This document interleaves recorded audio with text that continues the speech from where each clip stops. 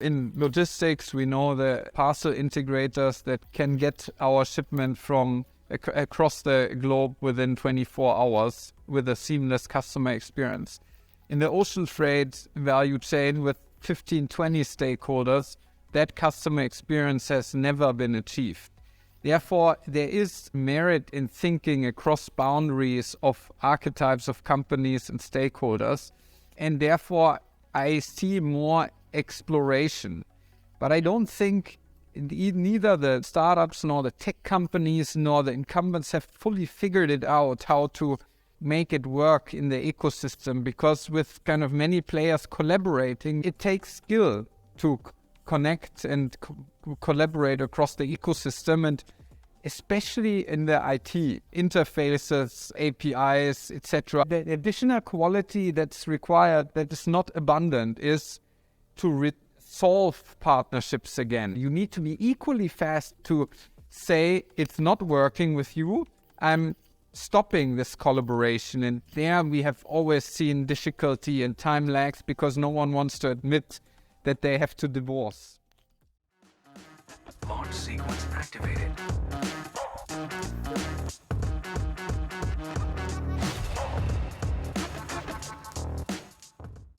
Welcome to this episode of the Maersk Growth podcast, where we will go deep on the latest startup funding and business model trends within supply chain tech with Ludwig Hausmann and Tobias Wilford from Mckinsey and Company. They have co-authored 2 previous articles on this topic and are about to publish the third one, looking into the latest trends within our ecosystem. Personally, I'm super excited about this meta discussion on trends and the strategies deployed in our ecosystem, and I hope you will enjoy it as well. Ludwig and Tobias, welcome to the podcast. To start off, please begin with a small personal introduction and what you do at McKinsey. Happy to. Thanks, Jannik, for having us. I'm Ludwig Hausmann, partner of McKinsey based in Germany. I serve logistics companies for a living, and I'm especially enthusiastic about the startups and the tech innovation in the sector, and that's what we want to cover today. Great. Hi everyone, my name is Tobias. I'm an expert in our logistics practice in McKinsey based in Düsseldorf, Germany, but really working globally in this industry, working for both corporate clients, financial investors, and increasingly also for startups or in the realm of logistics startups. Have co-authored our perspective on startups in the logistics industry that we will also touch upon today, and very happy to be part of this podcast. Perfect. Thanks a lot, both. Maybe one of you can just kick us off with a small introduction to the study you're about to publish around venture funding in supply chain. Yeah, happy to, Jannik. So in the end of the last decade, 2018-19, we all felt, observed, noticed an uptick in startup activity, new foundings, but especially also increasing investment by all sorts of investors. Can be kind of corporate venture funds, but also the leading VCs in the logistics space. And let's face it, logistics is one of the largest industries in the world, responsible for anything between 7 and 10% of the global GDP. So therefore, it was no surprise. But we felt there's a shortage of real good, concise views at where within the logistics ecosystem is investment flowing, what are the business models that are being disrupted or innovated, and where are startups the most successful. And that's why in 2020 we featured and published our first startup investment screening, and that was a report we brought out and an associated article. We then started a series with startup CEOs in logistics or founders, and now we are kind of updating this funding report for the third time, which is going out next month. Great. I really think it's quite interesting. You have sort of now 3 perspectives, one like sort of at the start of Corona, one sort of in the end, and now one coming out sort of in this very different environment. Tobias, maybe you can sum up some of the key developments and differences you have seen across these 3 studies. Yeah, happy to, and I think you're spot on, right? I think the perspective at this topic changed quite a bit over time, right? So I think just overall we saw over the years a massive increase in startup funding in logistics. So I think we saw the first, real begin in like 2014, but then the total funding was still below 1 billion. And then it increased steadily. And we saw a very strong peak then in 2021, basically at the height of COVID or the COVID recovery, where we saw a lot of liquidity in financial markets and also a lot of demand for new business models and innovation in logistics, particularly in e-commerce related businesses in the logistics industry. Of course, due to COVID lockdowns and the related shift towards physical consumption, home delivery, etc. Now, that was basically kind of like the peak that we saw. And then last year, and this will be part of our next update of the article, we saw a fairly strong decline in 2022 of logistics startup funding. So almost 50% less, which is also a stronger decline than we saw in the overall venture capital market. For various reasons. So we saw that growth in e-commerce is resetting after this massive peak in 21. And we also just overall see like less liquidity in the venture capital market and more muted risk appetite. So unsurprising that kind of funding in logistics ventures also went down. But it is still worth noting that even with this number in 2022 being less than 21, this is still way above 19 and 20 levels. So the trend is still intact, and we believe in the overall long-term trend that we started covering initially prior to COVID. So that's basically a little bit the development in a nutshell. Happy to also talk through different sectors or regional developments if that's interesting. Yeah, maybe in terms of sort of the geographical point of view of regional development, how has that sort of developed, and are there differences between what is getting funded in North America versus Asia versus Europe? Yeah, no, it doesn't. It's actually quite interesting. So we look at the whole time series of venture funding in logistics since 2010, where we have data. We see that over 50% actually is in Asia. And then we see North America, roughly 30%, and Europe lagging behind with quite some distance, with only 12% of the global funding in logistics venture capital. And that is, very much in contrast to the overall weight of Europe in terms of like the overall global GDP, which is more like 24%, and also in terms of the weight of Europe as a logistics operator region, right? So we see a lot of the large logistics companies being headquartered in Europe. So it's kind of like there you see a contrast. I think the other point around a lot of the funding being accumulated in Asia is also due to a little bit of a different maturity level in Asia. Less the dominance, let's say, of incumbent logistics companies across Asia, higher fragmentation. So I think that is a little bit what explains that. But still, it's quite it's quite striking how small Europe is compared to other regions.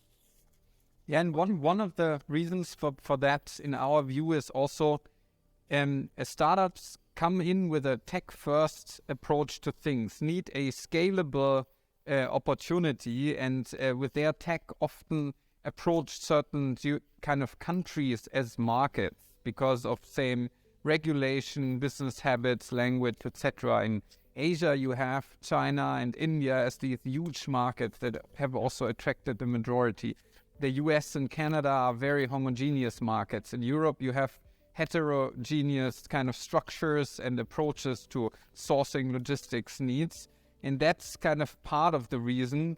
And next to the overall less developed, we see a pool in Europe. Yeah, I think that's actually a quite good explanation for that. And maybe following up a bit on that, in this new studies, what are some of the sort of new interesting trends or findings in your perspective, Ludwig, or something maybe that surprised you that you didn't see in the other studies? Yeah, so not so surprising is definitely, as Tobias mentioned, the retreat in last mile related fundings, this kind of quick commerce, the kind of convenience e-commerce related solutions have all kind of struggled, and therefore the massive funding in 2021 has now more been absorbed and used, but not additional one injected. And what we have still seen is, especially in the first 3 to 6 months, the boom in air and ocean freight has also still pulled in a massive investment. But what we have clearly seen is that there was more focus. So investment went more into later rounds, Series C, Series D, and growth funding as opposed to kind of early stage funding. And kind of emerging winners have captured the lion's share. And that's kind of partly due to the investors' interest to bet on working business models where positive cash flows are not years out, because in the changing interest rate environment, kind of discounted cash flows that turn positive only 5 years from now are worth almost nothing. Yeah. No, fully agree, and maybe we can continue a little bit on that track. I also think you already alluded to it in the 2022 report. A few of these category leaders within some of the segments you mentioned there, they started to show the first profits. How has that developed sort of into 2023 now, and also in this more low rate environment? And are there any larger challenges there you see? I think it depends really if you look at like profitability and segment leaders, which segment you're looking at, obviously, right? So I think where we see basically startups reaching a certain size threshold and a profitability level is in the area of warehouse fulfillment. So basically business models that build a digitally backed orchestrator offering around warehouse pick and packing. So often this is e-commerce related, but not necessarily exclusively. I think there we see, especially in the US, a few sizable companies already, at least publicly talking about reaching the profitability threshold, presumably on a gross profit level. So I think that is an interesting one to observe, right? Then I think where we also see kind of like, as Ludwig alluded to, emerging leaders are indeed like in the digital freight forwarding segment. I think both in terms of like air, ocean, and as well as trucking. So we see basically, large, sizable startups already, maturing to a certain extent, both in the US and Europe, and also in a way morphing or pivoting away from a purely like digitally focused business into also developing more like operational capabilities, hiring traditional logistics talent. So we see a little bit of a hybridization, let's say, of some of these businesses, and that's also unsurprising, given that we all know that logistics is a complex operation that might not be as easy to just be put on a platform as, let's say, travel bookings for passenger transportation. Yeah. And do you think it's a trend that will accelerate further? This about them starting to develop more operational capabilities, or might even take assets in sort of the strategic nodes where they can differentiate or get control or flexibility into their customer value propositions? Jannik, definitely yes. So there's a clear distinction between kind of B2C local solutions, where kind of platforms that match supply and demand, or kind of gig economy style operations, they don't need own physical assets or a lot of kind of people. But cross-border logistics, especially in the freight sector, kind of is so complex, so many stakeholders, so many physical processes, so many pain points that at latest, if there's an irregularity in the shipment flow, kind of the pure digital business model hits a wall. And therefore, we do see that kind of only in the combination of kind of a very tech-enabled, tech-upgraded business model it can work, but that business model then has local capabilities, local people, and local connect, because B2B is also different in terms of customer expectations. Yeah. And maybe I think it's a quite interesting topic, so maybe let's stay here a little bit. How do you then see sort of the incumbents, 2PL, 3PLs react to that? Because you can basically say the scale-ups now come with their digital capabilities, start to take assets where they decide to, sort of mirroring more the strategies from the incumbents. How are they responding? Well, I mean, first of all, they know IT and tech investments is key and at the forefront. They at least think through all the process automation, backbone enhancement, customer experience and front-end enhancement, and they get moving. They make mistakes. They invest a lot and kind of have to write it off again. But next time they get it right. So slowly we see them catching up in terms of their digital and tech maturity. And however, they also struggle because kind of they have to pivot an offline organization, and that takes time, and that has kind of a lot of stickiness in the old behaviors and patterns. But on the other hand, kind of the tech-first startup business models also take time to develop the capabilities on the ground. So the leading digital freight forwarders, kind of we all know the names, but they focus on 2, 3, 4 big trade lanes until they have reached 150 trade lanes in the world at that maturity stage as the leading freight forwarders. It will also take time. So it's a bit of a race, not always at lightning speed, sometimes crawling, but it's constant. And there will be winners from both breeds, from the startup space and the incumbent space. I think another 2 points to add there maybe is exactly as Ludwig said, right? So I think there will be multiple winners. It's not necessarily like a market structure where you would have like winner takes all type of characteristics, right? So that there might as well be multiples of these who succeed in the future. I think where it probably gets more difficult is more like for the traditional smaller sized ones, to the extent that they're not willing or capable of, keeping up with these digital activities and investments. So I think that might be a bit more challenging. But I think other than that, we might have, winners from both startups, scale-ups and the incumbents. I think another thing I would expect now going forward is that the focus shifts a little bit more towards actually leveraging now the digital capabilities to increase the efficiency in the in the back end of those machines that are being built. Because I think during COVID, what we see was, demand was so abundant, and prices were also to some extent very, very attractive. At the same time, the complexity increased due to all these, depends again which market, right? But due to a lot of the disruptions we saw across global supply chains, but also, let's say, like in the warehousing segments around labor shortages and also, supply shortages, right? So there was a lot more manual effort required, which was fine, right? Because demand and prices were high enough to allow for that. But I think now as we move forward and we see, growth slowing down, and we see, pressure on prices coming in, that we will probably see more of the focus going into, okay, what can we actually now do with our analytics to become more efficient in the back end? Yeah. No, makes sense. Then maybe changing topic a little bit, and this is not to promote Mckinsey in any way, but I recently read this book, The Ecosystem Economy, actually published by some of your colleagues in Mckinsey. And there was this sentence that stuck with me, that a lot of industries have to change from single player mode to multiplayer mode.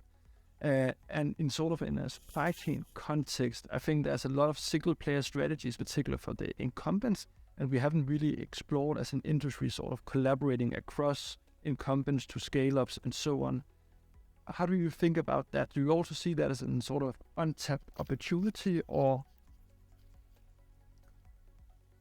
Ludwig, you want to go ahead, or you want me to start? Yeah, no, happy to.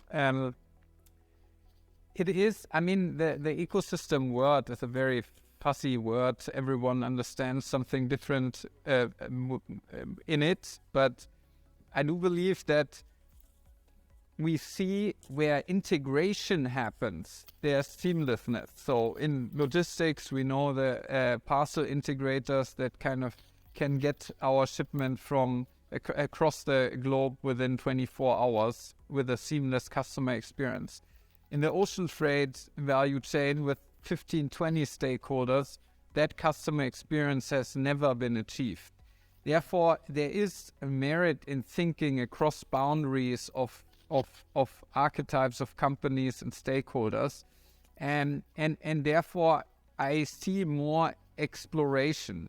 But I don't think neither the startups nor the tech companies nor the incumbents have fully figured it out how to kind of make it work in the ecosystem, because with kind of many players collaborating, there's always the question, is it win-win for both?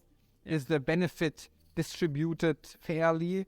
But what I see is exploration of more collaboration. So tech-based startups kind of signing up with classical cargo carriers and asset owners to test things out in the new electric vehicle space and road freight. We see a lot of that, where then all of a sudden we call it basically transport as a service, where kind of we don't need to buy vehicles, we buy space, etc. So I think there's a lot of exploration, but it takes skill to connect and collaborate across the ecosystem, and especially in the IT, interfaces, APIs, etc. I think that's the name of the game, and the additional quality that's required, that is not abundant, is to solve partnerships again. If you test out a lot of things in ecosystem, you need to be fast and agile. You need to be equally fast to say it's not working with you, I'm stopping this collaboration. And there we have always seen difficulty and time lags, because no one wants to admit that they have to divorce. That will. Do you think it's something that will accelerate now in this market with lower freight rates, also a tighter funding environment for this scale-ups? Or do you think it's going to be still very explorative? Or do you have any recommendations to why corporates maybe should more engage in this? Or what are the right reasons to do so? I mean, yes, more engaging, but you have to be thoughtful on whoever you are. I think in an environment with lower freight rates, especially in the freight transportation, there are other segments of logistics, but in the transportation related, we move more to spot rates because that's the cheapest way. We kind of move more to changing suppliers frequently and less lock in very long-term contracts. And that, by definition, leads to a more kind of exploration and also an omni-channel distribution setup. If I'm an ocean carrier or air cargo airline, I can sell through my own web channel. I can sell through contracts with contract customers through my sales force. I can look at third-party booking platforms. And I'm just going to try and test out all. And I think that we will see in all modes of transport. And the shippers will also get more literate in using these channels. So do you think sort of the shippers or the large 2PLs will have an app on the Shopify App Store anytime soon, as an example? Yeah, I mean, not sure about Shopify, right? But I think there are other let's say platforms that are increasingly, or where 2PLs or other 3PLs are increasingly being active in marketing their services and providing their capacity on, right? So I think we also see, again, depends which segment you're looking at. We see emerging kind of integrator platforms out there, right? So I could believe that, there is a little bit more development in this direction. I think just generally what the industry often also lacks is just standardization, right, globally. Yeah. In a lot of cases, there's not a global, let's say, standard or industry body that could enforce those, right? But I could imagine that there is more room in the future to explore also initiatives in that area, right? So basically trying to standardize, implementing more standards globally, let's say over bodies like IATA or whatever, IPC and Parcel or so, right? So we see that already like happening. So it's not necessarily always that all of the push needs to come from let's say incumbent corporates or startups, but it could also come from the let's say more like non-profit industry associations, whoever role they're in the future.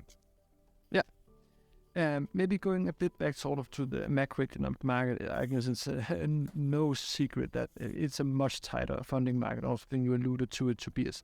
Do you think that will lead to more sort of exits to supply chain incumbents and sort of them engaging in sort of strategic acquisitions or investments?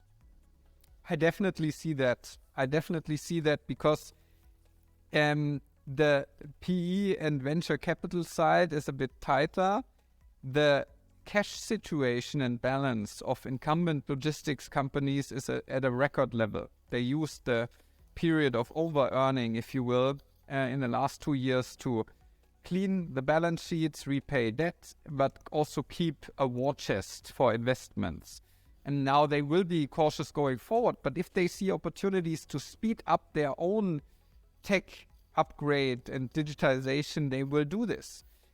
But on the other hand, I also heard from some of my clients, incumbent logistics players, that they are not so interested in tech-only plays, but in tech-enabled plays. So, and therefore, what we have seen in the B2B logistics segment, developing is, I think, more attractive to incumbents than this pure kind of matching platforms or gig economy platforms where I don't see natural corporate buyers. I think what I could also imagine is that there is, even within the startup segment, more M&A, right? I think we've already seen a few of these developments over the past years. So I could well imagine that. Again, it's always a question what you then actually buy, right? Is it the customer access? Is it some form of tech? Is it the talent within the organization? Because again, most of them are asset light, right? So those are probably the three elements that you would be looking at in assessing how attractive they are. What I could also imagine is that there is more, let's say, cooperation and partnership type of agreements between some of the startups and even their customers, because sometimes they're also linked, in terms of customers is a funder in the startup, and then the startup is a supplier to the customer, of course. And a lot of the customers of startups themselves are startups, right? So there might be also a good reason for them to cooperate more closely now as, the market environment becomes a bit more challenging, let's say, right? So I think it goes in the same direction that that you also outlined, Jannik, around probably a bit more like cooperation and partnerships going forward. Yeah, that makes totally sense. But I'd also like to see more IPOs amongst so kind of classically the exits have been kind of to other corporates or to new funds, but I think it would create a market of its own if some of these matured scale-ups would go public. Yeah.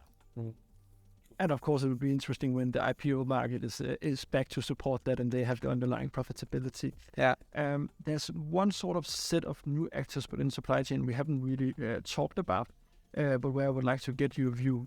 We also see a lot of the big techs or the big cloud providers like Google, Microsoft, Amazon, and so on. They start to talk more and more about the industry cloud strategies for supply chain and logistics. For example, the Google digital supply chain twin and so on.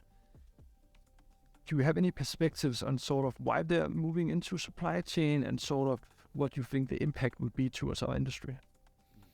Let me maybe start, Tobias. So, I mean, it's no surprise. It's a complicated environment, and it's closely linked to the ERP systems that industrial companies and retail companies anyways use for their inventory, and that they also manage supply chains. What I see is, and I totally kind of appreciate and welcome the investment, because it will make tech in the industry better. What I see though is that the how they focused and their customization and their kind of customer in mind is still more the shipper or kind of the company receiving goods than the transportation or outsourced logistics provider that has to serve multiple shippers in multiple supply chains. And in that kind of realm, we still see more specialized tech providers like WiseTech with the CargoWise transport management system or routing optimization softwares. But as you say, now kind of also the AWS's, SAP's, Microsoft's of this world all show interest in developing bespoke logistics solutions. So it's going to be an interesting competition.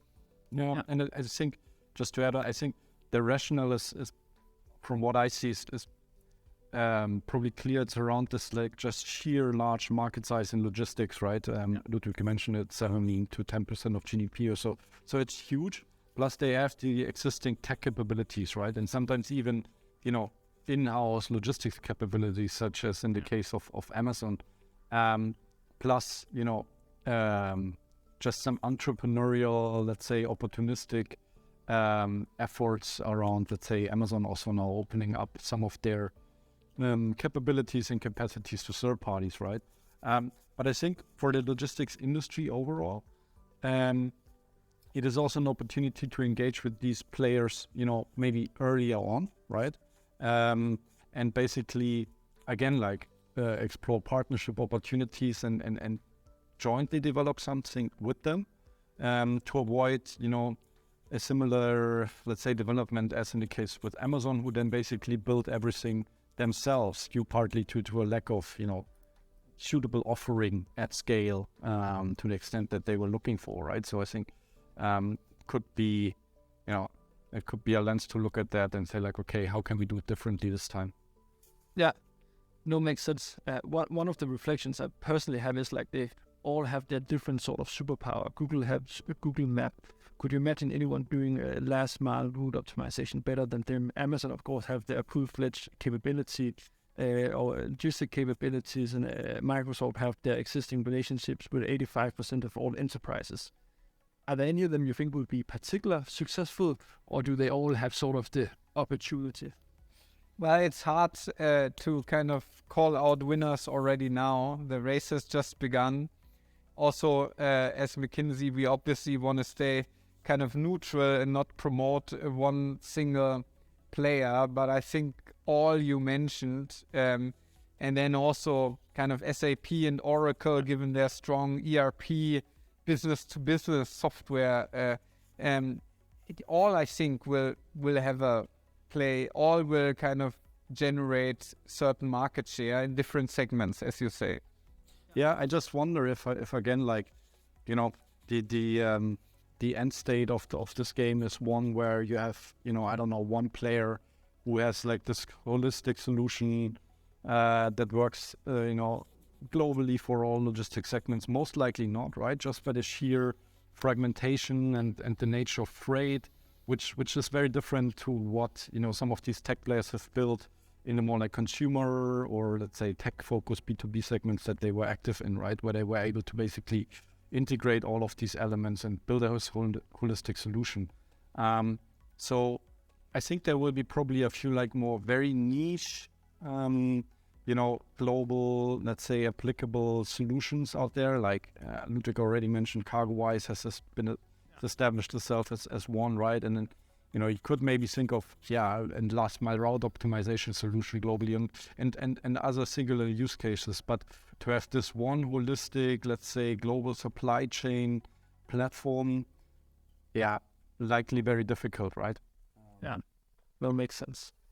Then moving on to another topic, of course, we also have to talk about sort of the sustainability and decarbonization of logistics and supply chain, which is, of course, a key theme because it's a hard to abate and highly emitting industry. Is that a trend you see more in sort of your data on the startups, something they are doubling down on, where you see any new interesting examples of how they approach this coming from the startup point of view?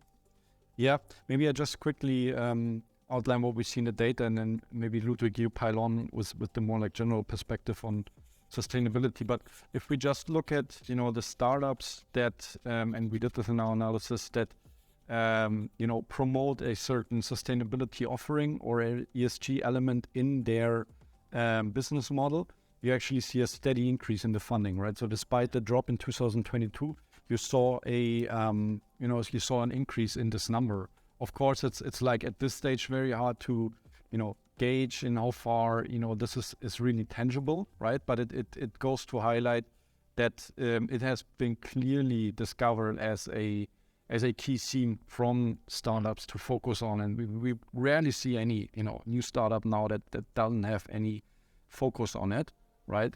I think the jury is still out in how far, they will have an edge over, let's say, incumbents.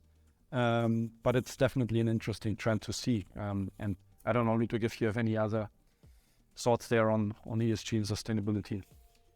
Yeah, I mean, the question that always comes up is what is kind of green marketing and greenwashing versus true impact on decarbonization. And it's not only decarbonization, it's also waste reduction. So one area where I see a lot of startup activity is circularity, because circularity and reuse of goods creates a demand for logistics that's not the classical factory to consumption logistics. That's an interesting one. And then on the decarbonization, it's kind of all about the modes of transport, road freight decarbonization. Most investment lies with a vehicle manufacturer, but there's also kind of startup activity and a lot of investment by incumbents happening. Then shipping and air are mostly about clean fuels, sustainable fuels, and therefore there's kind of a collaboration between the energy sector and the transportation sector needed, where startups are at least promoting options to use a higher sustainable fuel blend and so on. And I like that. But I think it's kind of high capital investment. It's high research intensity. Therefore, it's not going to be solved by startups alone. Yeah. Now you sparked my interest too. Let's talk about circularity and sort of this move from supply chain to supply loops, or how we can conceptually look at it, and reducing, resetting, refurbishing, and so on and so forth. Is that a theme you see being discussed both at the incumbents and scale-ups as something we should address now, or do you still think it's a few years out before we would really see these new, circular supply chain models emerge?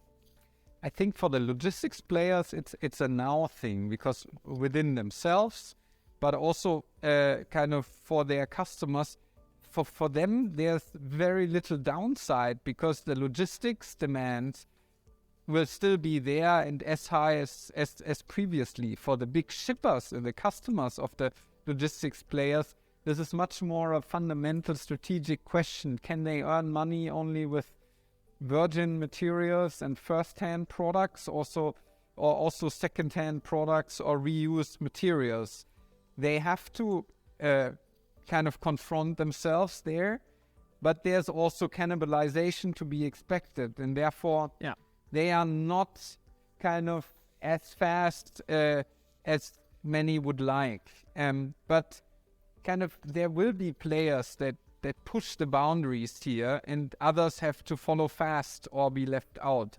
Therefore, I think this decade will also be the one where, from the consumer standpoint, kind of reducing the resource needs that we as individuals have in our life, from the producer or industry standpoint, how can we make money with second-hand and reused materials? It's gonna be a massive topic, and I'm actually excited about also the logistics opportunity there, which will be much more intra-regional, much more kind of requiring tech. Yeah. No, I definitely think it's interesting also this multi-directional nature of this, as you allude to. Then maybe the last sort of key thing we haven't talked about, sort of the AI platform change and AI and supply chain. Of course, there's a lot of hype right now around sort of large language models and these foundational generative models and so on. Have you also seen a change in how sort of the startup scene approach this? I would imagine they will be one of the key drivers in this in supply chain. Is that something that has come forth in your data and your analysis?